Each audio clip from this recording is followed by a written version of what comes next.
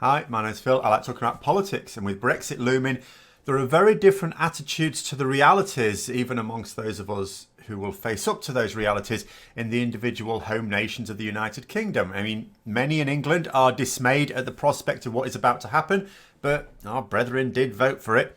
Wales voted for it too, but the major political forces in Wales have never wavered in their condemnation of it, and so public discourse there has been a little bit easier if you've been against it. Northern Ireland voted against it, but it should at least remain aligned with the EU and hopefully have a softer landing than the rest of Great Britain. But Scotland voted against it and has seen the Conservatives' power scaled back significantly in Scotland, and yet is going to be dragged out of the EU without any of the cushioning that Northern Ireland may get. So in this video, I'd like to discuss what is being said about the constitutional situation facing those in Scotland, those who wish to act in their own interests against a Westminster government, not really acting in the interests of anyone in the UK, except maybe in Kensington. But first, if you'd like to be notified of the daily news and political commentary, then please subscribe to the channel and click the bell notification icon. So, we've seen what first past the post does in the UK in general. The Conservative Party gained exactly the same number of votes as Labour and the Liberal Democrats combined, to 0.1% of the electorate, 43.6% of the vote in each case. But whereas that gave the Conservatives a wacky majority of 365 seats in Parliament, the combined total for Labour and the Liberal Democrats was a mere 214. Yeah, same number of votes. Conservatives get 365 seats. Labour and the Lib Dems together 214. So despite getting just as many votes as the Conservatives, you would think democracy would mean, well, they could then block anything the Conservatives do. No. Labour and the Liberal Democrats, even when they agree on a thing, cannot do a blind thing to stop Boris Johnson doing whatever he likes. And in Scotland, first past the post has also done a bit of a number, but the other way. The SNP won a hugely dominant 48 out of 59 seats. Massive. A fearsome majority that also represented a minority of Scottish voters. They got 45%, so at least a greater proportion than the Conservatives. The combination of voters opposed to pro-Brexit parties, though, was a beefy majority at least. But it now makes Scotland stand out rather from the rest of Great Britain, at least. Northern Ireland is always doing its own thing. The SNP have gained a load of seats. They have lost power, though. They've gained seats but lost power because they were able to form a coalition against the government. Now they're not. So they can do nothing to stop policies that will harm Scotland. Now, as a nationalist party, the SNP will be pushing hard for another referendum on independence, of course. They've already been talking that up. That has always been their aim, naturally. They're a nationalist party. But they have another argument now, and that is that if Scotland has to leave one union, which it does, it's better to leave the one with the UK than the one with the EU, will be the argument that is presented. And it's an argument that may hold sway, but Boris Johnson is refusing to allow another referendum. Even though one of the major arguments used in the independence referendum a few years ago was that Scotland would be part of one of the big three that has a say at the table in the EU. But that argument has been blown out of the water. Now Brexit is going to do nothing at all to heal the nation, but the ensuing division will surely not be greater than between Scotland and England now. All nations are forged in the fire of war, every single nation on earth. Scotland came into being because one Scottish laird bashed in the skulls of others and made themselves king. Same thing happened in England and indeed in every ancient nation on earth. But the union of England and Scotland into the United Kingdom was entirely friendly, a mutually beneficial pact at the time when both were expanding their empires. So it was a mutual benefit to both kingdoms that eventually led to the British Empire gaining dominance. Different issue with Wales and Ireland, but with Scotland and England, it was very much mutual, and there are links there with the EU itself, And again, it's an example of hypocrisy on the part of Boris Johnson here. So we joined the EU willingly. We wanted to join up. We asked to join up, and we have been allowed to leave willingly.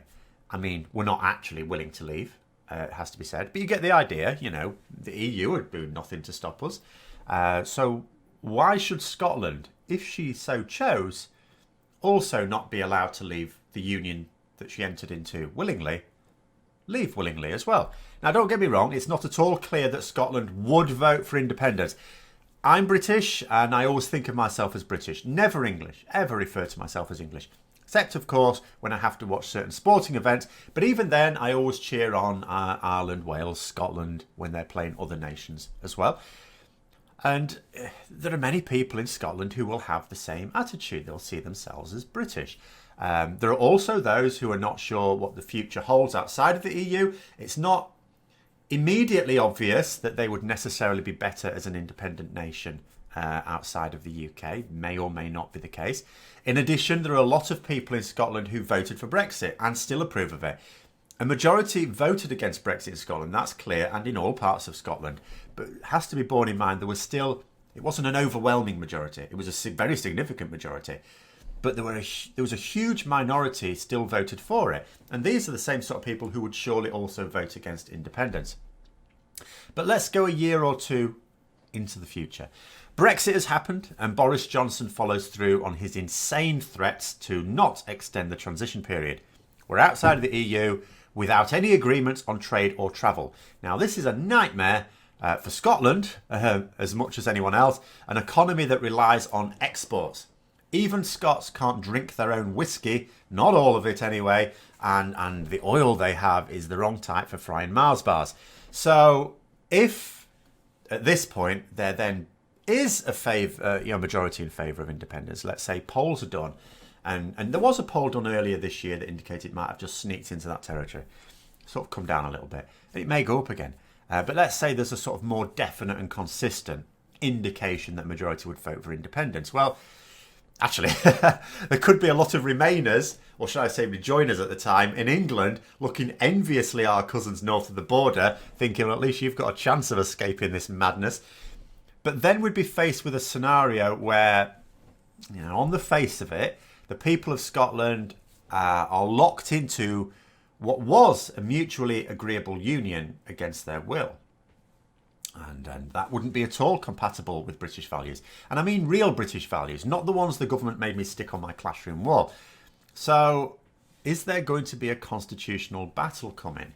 Could the Supreme Court play another blinder in the near future? Before Boris Johnson abolishes it, of course.